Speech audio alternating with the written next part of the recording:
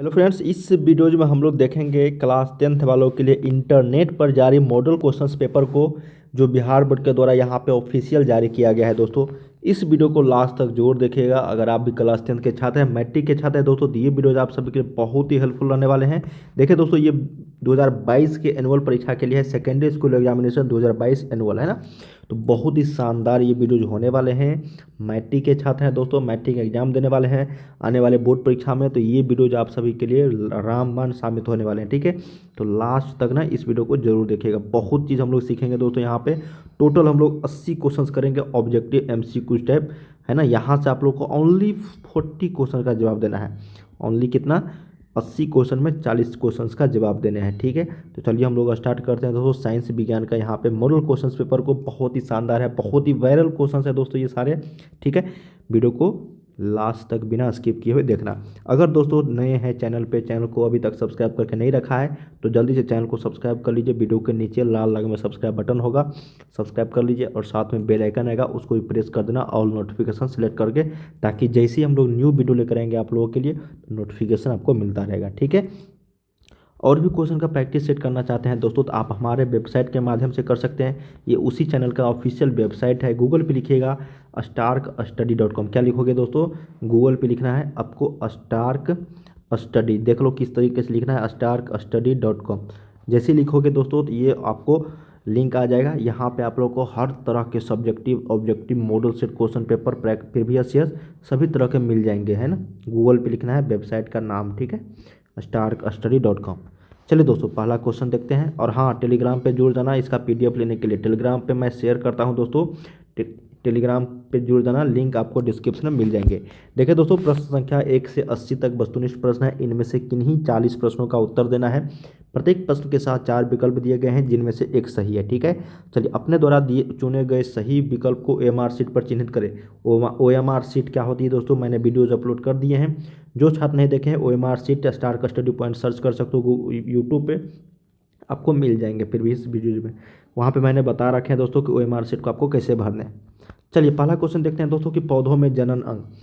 फटाफट हम लोग करते हैं दोस्तों। पौधे में जनन अंग कहाँ पाए जाते हैं? जड़ में, पुष्प में, तना में, फूल में, फल में कहाँ पाए जाते हैं? बता दो जल्दी से। पौधे में जनन अंग कहाँ पाए जाते हैं? तो ये होता है आपका पुष्प में, फ्लावर है ना, पुष्प में। नेक्स्ट क्वेश्चन देखते हैं। कहा क्या है दोस्तों कि प्रकाश संश्लेषण की क्रिया होती है। प्रकाश संश्लेषण की क्रिया होती है किस में? जंतुओं में, कवकों में, परजीवियों में, हरे पौधों में। हरे पौधों में दोस्तों, बहुत सिंपल है कि नहीं। प्रकाश संश्लेषण की क्रिया फोटोसिंथेसिस प्रोसेस कहाँ किस में होती है? तो हरे पौधे में, ग्रीन प्लांट्स में। नेक्स्ट क्वेश्चन कि प्रकाश संश्लेषण क्रिया में ऑक्सीजन किससे बाहर निकलता है?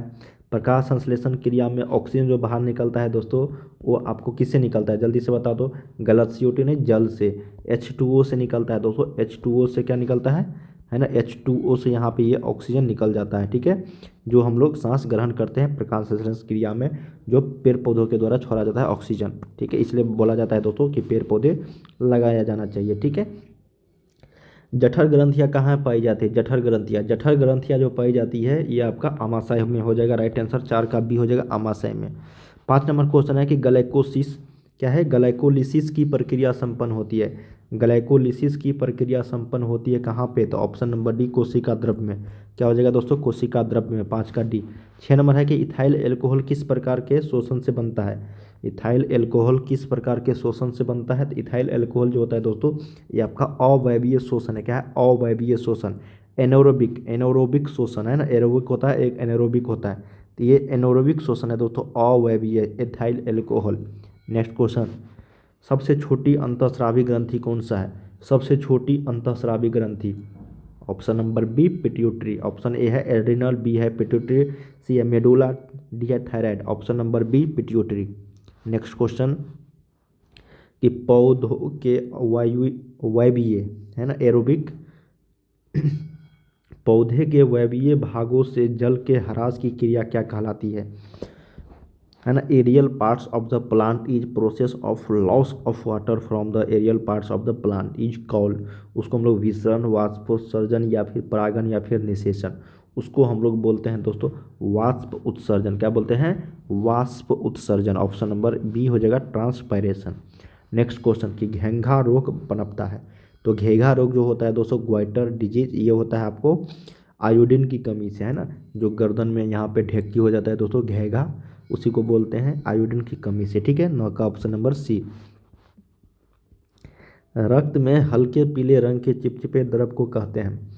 रक्त में हल्के पीले रंग के चिपचिपे द्रव्य को हम लोग क्या बोलते हैं? प्लाज्मा, लिम्फ, सीरम, सफ़ेद रक्त कणिकाएं, इसको बोलते हैं हम लोग प्लाज्मा। ऑप्शन नंबर ए हो जाएगा। दोस्तों देखिए, ये सारे क्वेश्चन प्रीवियस ईयर्स का मॉडल सेट है, 2022 का ऑफिशियली बिहार बोर्ड के द्वारा जारी। यहाँ से काफ़ी सारे क्वेश्चन पूछे जाते हैं, ठीक है। चलिए नेक्स्ट क्वेश्चन देखते हैं। 11 नंबर, कहा गया है कि रक्तचाप मापने के उपकरण को हम लोग क्या बोलते हैं? ब्लड प्रेशर को। तो ब्लड प्रेशर को नापने का जो यंत्र होता है दोस्तों, ये स्फिग्मोमैनोमीटर होते हैं। 11 का ऑप्शन नंबर डी होगा स्फिग्मोमैनोमीटर, ठीक है। वाष्प उत्सर्जन क्रिया पाई जाती है। वाष्प उत्सर्जन क्रिया किस में? तो पौधों में। किस में? तो पौधों में। तो ऑप्शन नंबर 12 का ऑप्शन नंबर बी, पौधों में पाया जाता है। अभी जस्ट हम लोगों ने पढ़ा है। निम्नलिखित में से किस में खुला परिसंचरण तंत्र पाया जाता है? निम्नलिखित में से किस में खुला परिसंचरण तंत्र? ऊँट में, घोड़ा में, तिलचट्टा या फिर मानव में? तो ये होता है दोस्तों तिलचट्टा। ऑप्शन नंबर सी, तिलचट्टा में जो है खुला परिसंचरण तंत्र पाया जाता है। नेक्स्ट क्वेश्चन, रक्त क्या है? What is blood? पदार्थ है, उत्तक है, कोशिका या फिर इनमें से कोई नहीं? रक्त जो है दोस्तों, ये एक प्रकार का उत्तक है, टिश्यू है दोस्तों, ठीक है। टिश्यू, ऑप्शन नंबर बी हो जाएगा टिश्यू। नेक्स्ट क्वेश्चन कि मूत्र का पीला रंग किस वर्ण के कारण होता है? तो मूत्र का जो पीला रंग होता है दोस्तों, वो आपका होता है यहाँ पे यूरोक्रोम के कारण। किसके? यूरोक्रोम के कारण। नेक्स्ट है 16 नंबर की निम्नलिखित में से कौन एक उभयलिंगी जंतु है? तो उभयलिंगी जंतु हाथी, गाय, कुत्ता, केचुआ। तो उभयलिंगी जंतु की अगर बात करें दोस्तों, तो ये आपका राइट हो जाएगा केचुआ, ऑप्शन नंबर डी, जो ऊपर और जमीन दोनों में रहते हैं ना, मतलब पानी और जमीन दोनों पे। नेक्स्ट है कि यूरिया रक्त में कहाँ से प्रवेश करती है? यूरिया, तो यूरिया जो होती है दोस्तों, ये आपको यकृत से प्रवेश करती है ना। रक्त में कहाँ से प्रवेश करती है? तो लीवर से, यकृत से। चलिए नेक्स्ट क्वेश्चन 18 नंबर की जैव आवर्धन प्रदर्शित करने वाला रसायन है। क्या क्वेश्चन है दोस्तों कि जैव आवर्धन प्रदर्शित करने वाला जो रसायन है वो क्या है? तो ये है आपका option number B, DDT, option number B. Next question कि निम्नलिखित में से कौन एक प्राथमिक उपभोक्ता है? निम्नलिखित में से कौन जो है एक प्राथमिक उपभोक्ता है दोस्तों? तो ये हो जाएगा आपका राइट आंसर शाकाहारी, ऑप्शन नंबर बी, 19 का बी शाकाहारी हो जाएगा। चलिए नेक्स्ट क्वेश्चन देखते हैं कि निम्नलिखित में से कौन एक भूमिगत जल का उदाहरण है? तो ये हो जाएगा दोस्तों कुआं, नदी, समुद्र, तालाब। तो भूमिगत आप लोग जानते होंगे, जो कुआं है दोस्तों, एक भूमिगत जल का उदाहरण है। यहाँ पे ऑप्शन नंबर ए हो जाएगा वेल, है ना। पोंड मतलब तालाब होता है, वेल मतलब कुआं। नेक्स्ट है दोस्तों 21 नंबर के प्राकृतिक चुनाव द्वारा जीवों का विकास कहलाता है। क्या क्वेश्चन है दोस्तों कि प्राकृतिक चुनाव द्वारा जीवों का विकास कहलाता है? क्या हो जाएगी? मेंडलवाद, लामार्कवाद, डार्विनवाद या सूक्ष्म विकास? इसका राइट आंसर हो जाएगा आपका डार्विनवाद, है ना। ऑप्शन नंबर सी हो जाएगा डार्विनवाद। प्राकृतिक चुनाव द्वारा जीवों का विकास कहलाता है डार्विनवाद। नेक्स्ट क्वेश्चन देखते हैं कि हरे पौधे कहलाते हैं। हरे पौधे कहलाते हैं उपभोक्ता, अपघटक, उत्पादक या फिर इनमें से कोई नहीं? तो हरे पौधे जो कहलाते हैं दोस्तों, ये कहलाते हैं आपका उत्पादक। ऑप्शन नंबर सी हो जाएगा 22 का उत्पादक। चलिए नेक्स्ट क्वेश्चन देखते हैं कि अंड उत्सर्ग का कारण है। अंड उत्सर्ग का कारण है दोस्तों, है ना, LH, एस्ट्रोजन, FS, इनमें से कोई नहीं। ये सारे हार्मोन है दोस्तों अंड उत्सर्ग। तो अंड उत्सर्ग का जो कारण है वो FSH हार्मोन है ना, ऑप्शन नंबर सी यहाँ पे राइट हो जाएगा। चलिए नेक्स्ट क्वेश्चन देखते हैं हम लोग।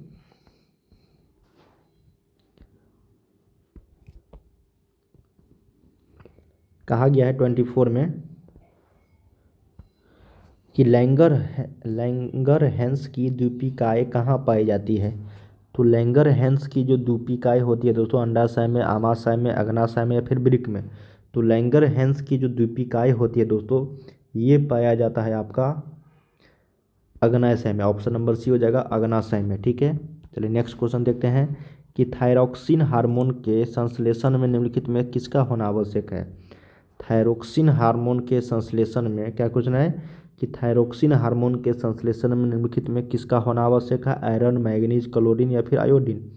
इसका राइट आंसर हो जाएगा आपका आयोडीन, ऑप्शन नंबर डी हो जाएगा। ठीक है, चलिए नेक्स्ट क्वेश्चन देखते हैं कि निश्चल कणिकाएं पाई जाती है। निश्चल कणिकाएं, तो निश्चल कणिकाएं जो होती है दोस्तों, ये आपका नेफ्रॉन में, न्यूक्लियस में, न्यूरॉन में, या फिर इनमें से कोई नहीं।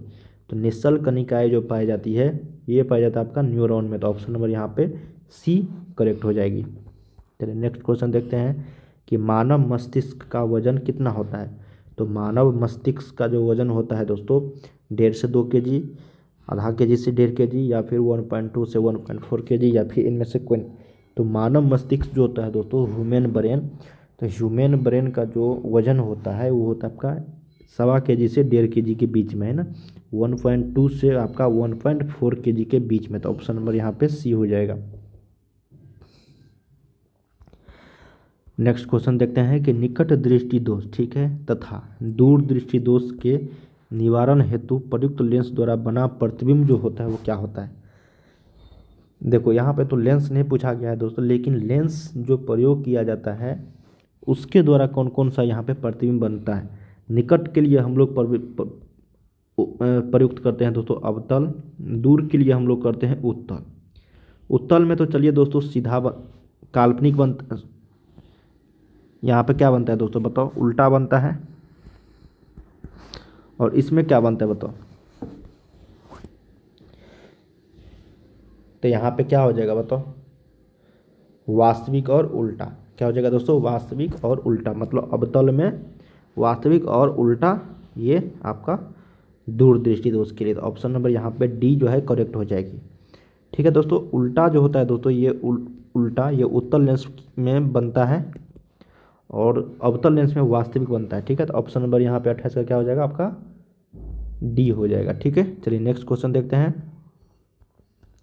कि साइड मिरर के रूप में निम्नलिखित में से कौन प्रयुक्त होता है। तो साइड मिरर के रूप में निम्नलिखित में से जो प्रयुक्त होता है दोस्तों, उत्तल दर्पण होता है। ऑप्शन नंबर ए हो जाएगा यहाँ पे उत्तल दर्पण। ठीक है, क्योंकि इसमें बड़ा छोटा प्रतिबिंब बनता है दोस्तों बहुत दूर दूर तक के।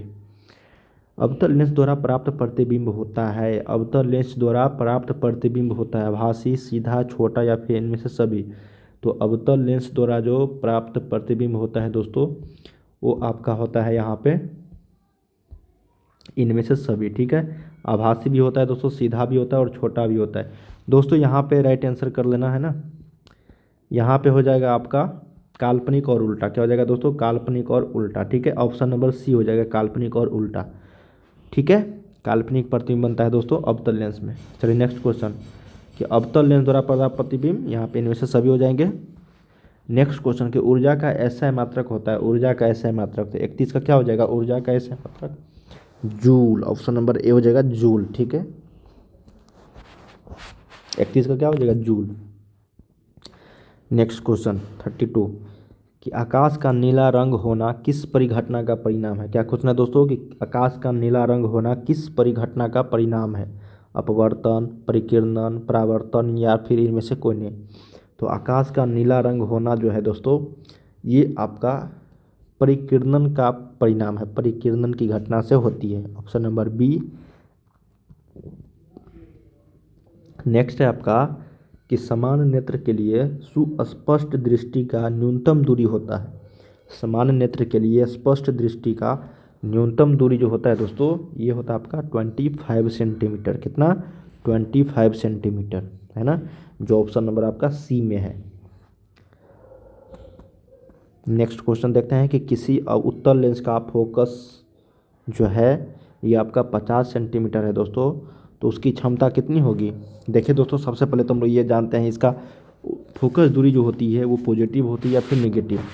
तो उत्तल लेंस की जो होती है दोस्तों फोकस दूरी, वो आपका पॉजिटिव में होता है, इसलिए जितने भी होंगे यहाँ पे पॉजिटिव में होंगे। तो 50 सेंटीमीटर है ना। तो हम लोग जानते हैं एफ बराबर होता है 1/, क्या होता है बताओ, डी होता है ना। तो यहाँ पे क्या हो जाएगा बताओ, 100 बटा यहाँ पे पी बराबर क्या होता है 1/f। तो यहाँ पे 100 बटा एफ का मान 50, तो ये हो जाएगा 2 और ये प्लस, तो +2 डायोप्टर। ऑप्शन नंबर यहाँ पे डी करेक्ट हो जाएगी।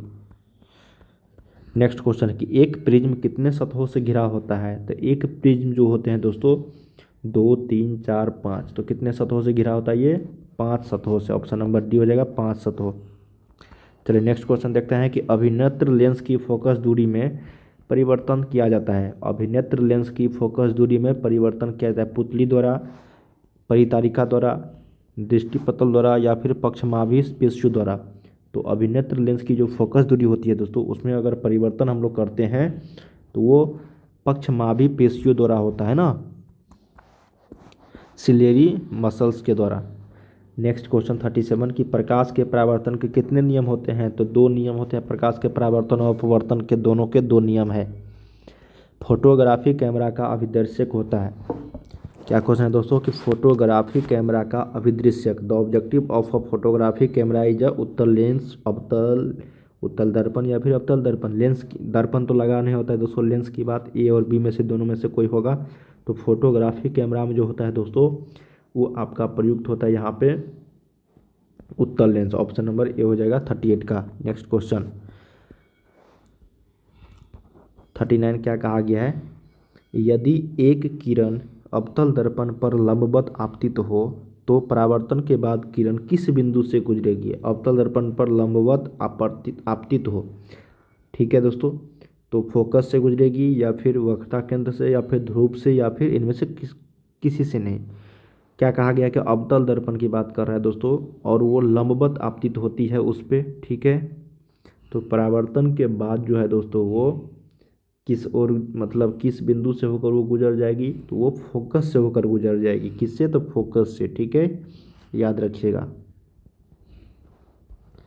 ऐसे जा रहा है दोस्तों ये, है ना, ऐसे लंबवत, ये कितने फोकस से होकर गुजर जाती है। ऑप्शन नंबर यहाँ पे ए हो जाएगा। नेक्स्ट क्वेश्चन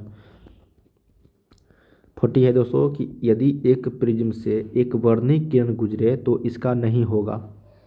तो इसका नहीं होगा मतलब अपवर्तन, वर्ण विक्षेपण, विचलन या फिर इनमें से कोई नहीं। तो यदि एक प्रिज्म से एक कलर का दोस्तों मोनोक्रोमेटिक रे अगर पास होती है, एक वर्णिक किरण, तो इसमें से कौन सा नहीं होगा, है ना। तो उसमें से दोस्तों ये जो राइट आंसर हो जाएगा 40 का, वो आपका वर्ण विक्षेपण इसमें नहीं होगा। तो ऑप्शन नंबर बी हो जाएगा बी। नेक्स्ट क्वेश्चन कि पवन विद्युत जनित्र में कुंडली को घुमाने का काम मूलतः करती है।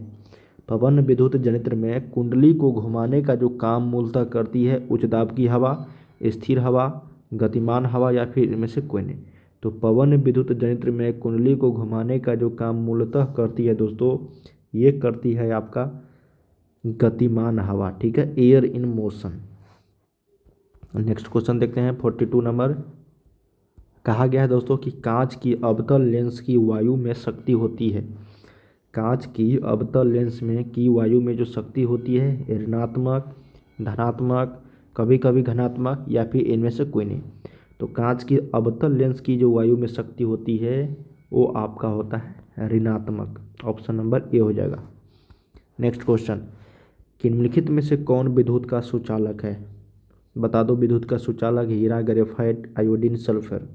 कौन जो यहाँ पे विद्युत का सुचालक है, कंडक्टर है ना, इलेक्ट्रिक कंडक्टर। तो 43 का राइट करेक्ट आंसर हो जाएगी आपका ग्रेफाइट। ग्रेफाइट क्या है दोस्तों, एक आपका सुचालक है विद्युत का, ठीक है, जो पेंसिल में उपयोग होता है। नेक्स्ट क्वेश्चन कि वक्रता त्रिज्या 1 मीटर के अवतल दर्पण की फोकस दूरी कितनी होगी। वक्रता त्रिज्या 1 मीटर है दोस्तों, ठीक है, अवतल दर्पण की फोकस दूरी कितनी होगी। तो 1 मीटर है ना, तो एफ बराबर r/2 होता है, तो ये 50 सेंटीमीटर हो जाएगा। ऑप्शन नंबर बी हो जाएगा, ठीक है, 50 मीटर नहीं, क्योंकि 1 मीटर है दोस्तों, गलत हो जाएगी, ये भी गलत। Option number B correct, 50 centimetre. हम लोग 1 मीटर को क्या करेंगे, 100 सेंटीमीटर में बदल देंगे। चलिए नेक्स्ट क्वेश्चन देखते हैं। बहुत ही शानदार क्वेश्चन है और भी आगे दोस्तों, वीडियो को लास्ट तक जरूर देखना। और चैनल को अगर अभी तक सब्सक्राइब नहीं किया तो चैनल को सब्सक्राइब करके बेल आइकन को प्रेस कर देना, ताकि इसी तरह के हम लोग जैसे न्यू वीडियो लेकर आएंगे नोटिफिकेशन मिलता रहेगा, ठीक है दोस्तों। और वेबसाइट पर जाके जरूर प्रैक्टिस सेट करना। चलिए 45 है कि सघन माध्यम से विरल माध्यम में जाती हुई किरण अविलंब से विचलित हो जाती है। सघन माध्यम से अगर विरल माध्यम में कोई भी प्रकाश जाती है दोस्तों, और वो क्या होती है, किरण अविलंब से विचलित होकर अविलंब से दूर या फिर अविलंब के साथ संपाती या फिर अविलंब के नज़दीक या फिर इनमें से कोई नहीं। तो जब भी कोई किरण सघन माध्यम से विरल माध्यम में अगर जाती है तो वो अविलंब से दोस्तों विचलित जो होती है दोस्तों वो अभिलंब से दूर हो जाती है। क्या हो जाती है? अभिलंब से दूर, जब अगर सघन से विरल में आती है तो। ठीक है, याद रखिएगा।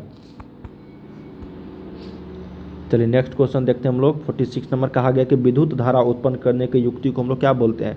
तो विद्युत धारा युक्ति करने की युक्ति को हम लोग क्या बोलते हैं? जनित्र, जनरेटर। नेक्स्ट क्वेश्चन की ऊर्जा का पारंपरिक स्रोत क्या है? तो ऊर्जा का जो पारंपरिक स्रोत है दोस्तों वो आपका सौर ऊर्जा। ऑप्शन नंबर बी हो जाएगा, सौर ऊर्जा। जो पारंपरिक है, ट्रेडिशनल है दोस्तों, कन्वेंशनल है ना, सोर्स ऑफ एनर्जी। तो ऑप्शन नंबर 47 का बी हो जाएगा, पारंपरिक स्रोत। ठीक है,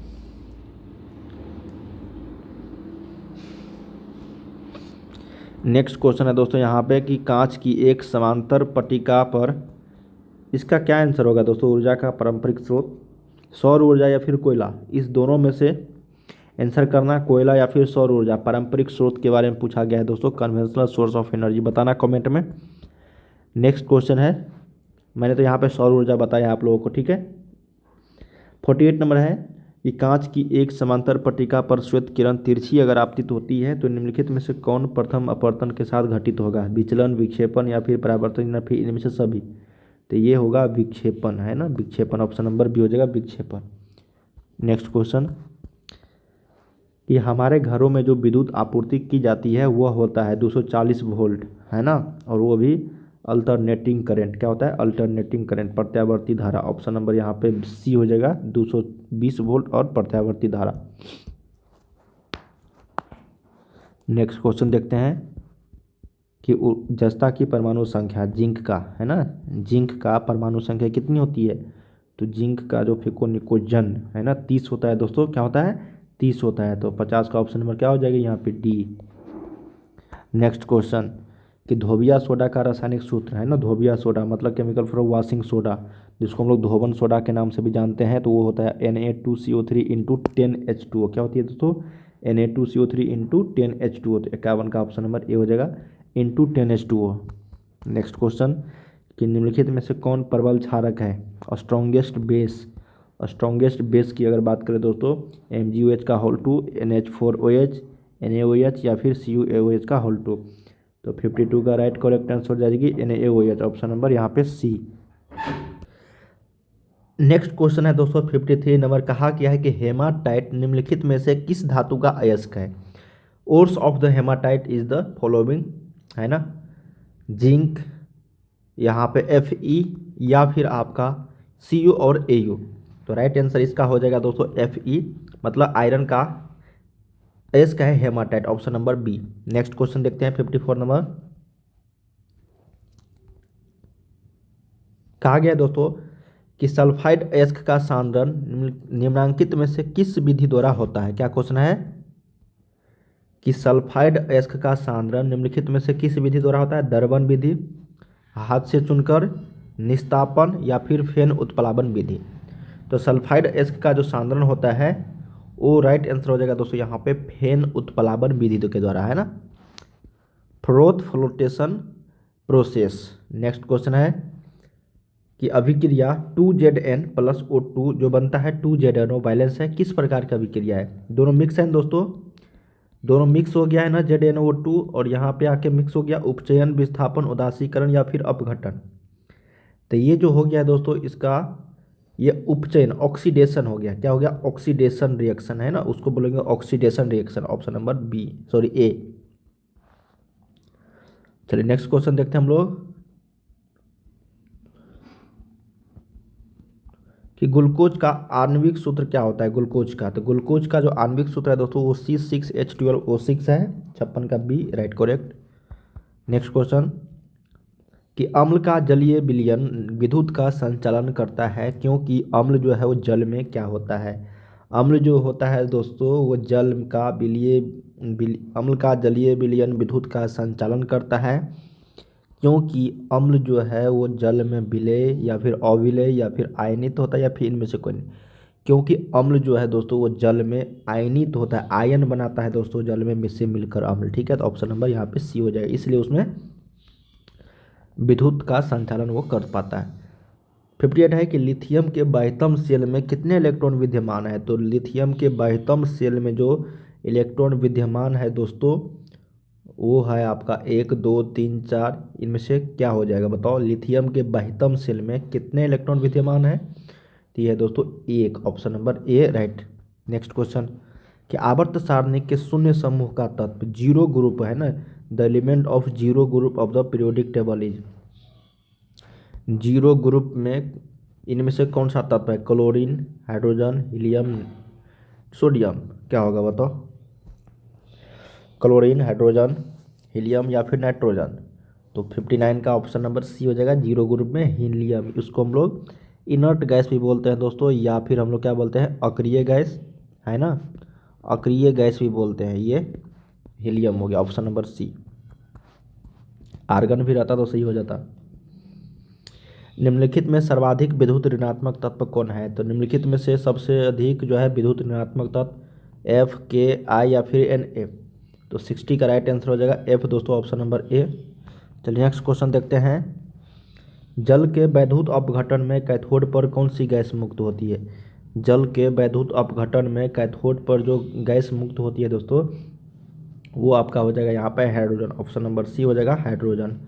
चलिए नेक्स्ट क्वेश्चन देखते हैं। कहा गया कि हमारा शरीर का पीएच मान क्या है, तो हमारा शरीर का जो पीएच मान है दोस्तों, वो आपका कितना से कितना के बीच होता है बताओ। 62 का राइट आंसर 7 से लेकर 7.8 के बीच में है। अम्लीय होता है दोस्तों, ठीक है, अम्लीय और क्षारीय दोनों होते हैं। निम्नलिखित यौगिकों में कौन अम्ल है, तो निम्नलिखित यौगिकों में जो अम्ल है दोस्तों, वो आपका H2SO4 जो सल्फ्यूरिक अम्ल है, ये आपका एसिड है ना, ये क्या है, एसिड। नेक्स्ट क्वेश्चन कि निम्नलिखित में से कौन संश्लेषित सूचक है, निम्नलिखित में से कौन जो है संश्लेषित सूचक है दोस्तों। तो 64 का राइट आंसर सी हो जाएगा, मेथिल ऑरेंज।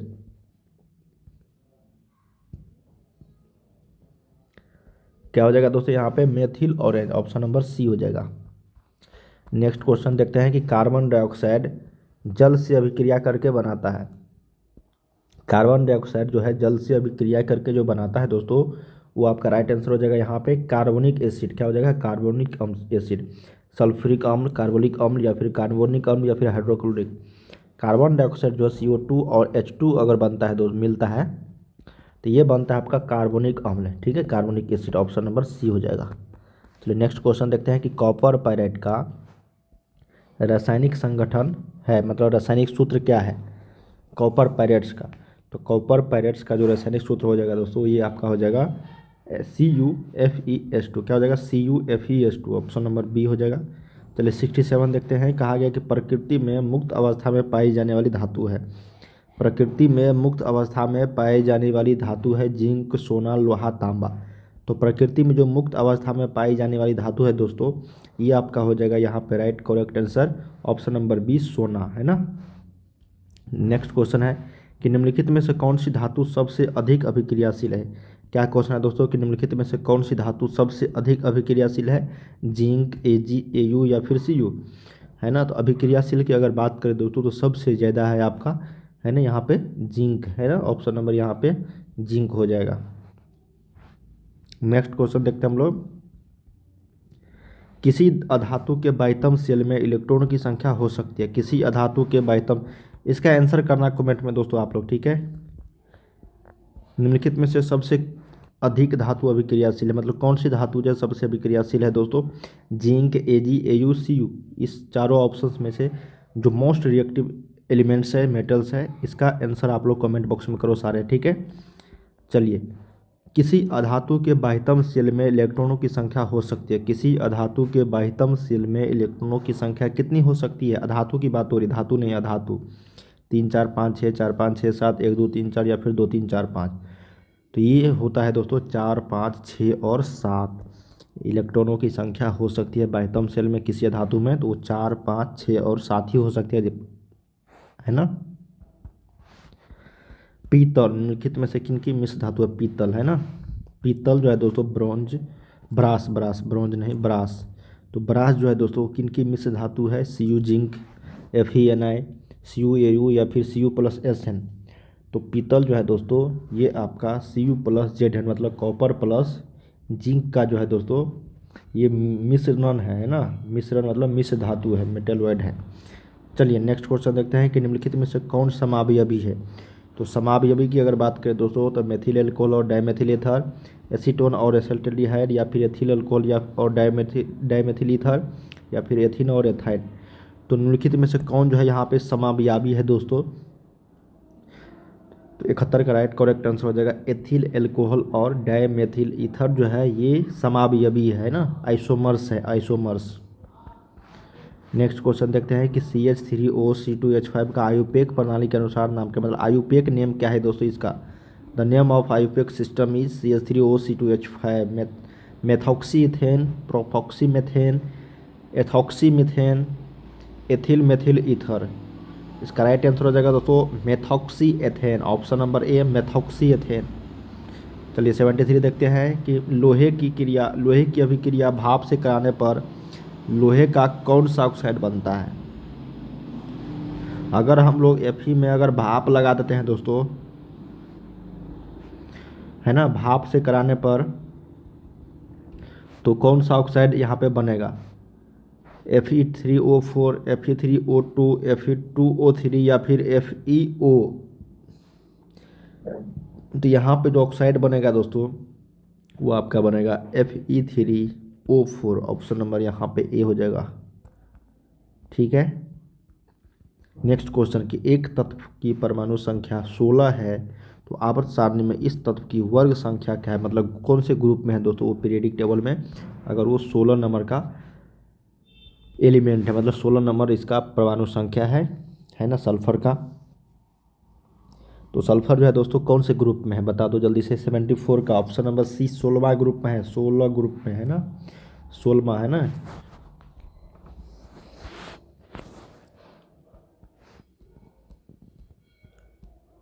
तो 74 का राइट आंसर हो जाएगा आपका 216। ठीक है, 16वां ग्रुप में है। चलिए नेक्स्ट क्वेश्चन देखते हैं हम लोग। 75 कहा गया है कि निम्नलिखित में से कौन सी धातु तनु सल्फ्यूरिक अम्ल के साथ अभिक्रिया नहीं करती है ना। Which of the following metals does not react with dilute sulphuric acid, zinc, ferrous, copper या फिर मैग्नीशियम।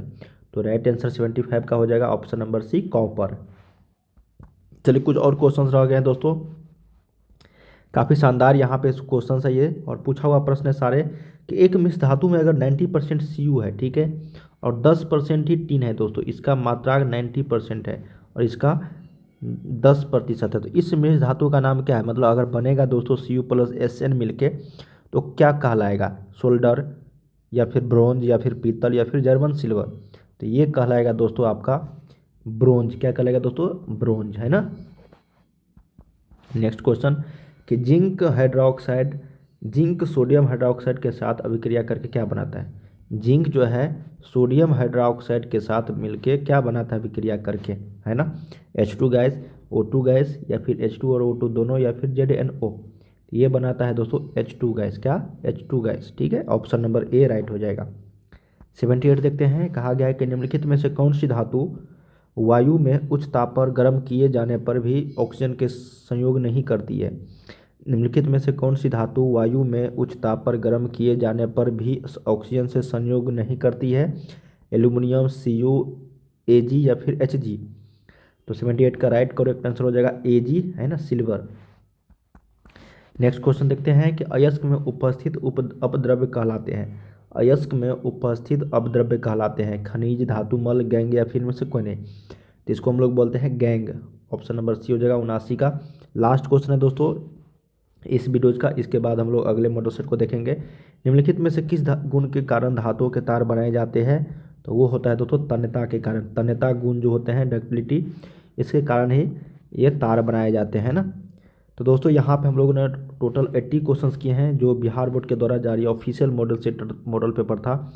यहाँ से आप लोग को काफ़ी सारे क्वेश्चन देखने को मिलेंगे दोस्तों, क्योंकि ये ऑफिशियल क्वेश्चन पेपर था दोस्तों बिहार बोर्ड के द्वारा जारी किया हुआ इंटरनेट पे। ठीक है, चलिए हम लोग मिलते हैं दोस्तों नेक्स्ट मॉडल पेपर को लेकर। हर एक सब्जेक्ट का यहाँ पे देखने को मिलेंगे। अगर नए हैं चैनल पे तो चैनल को सब्सक्राइब करके बेल आइकन को प्रेस कर देना। चलिए मिलते हैं नेक्स्ट वीडियो में। बाय बाय सभी को। इसी तरीके से पढ़ते रहिए, तैयारी करते रहिए दोस्तों।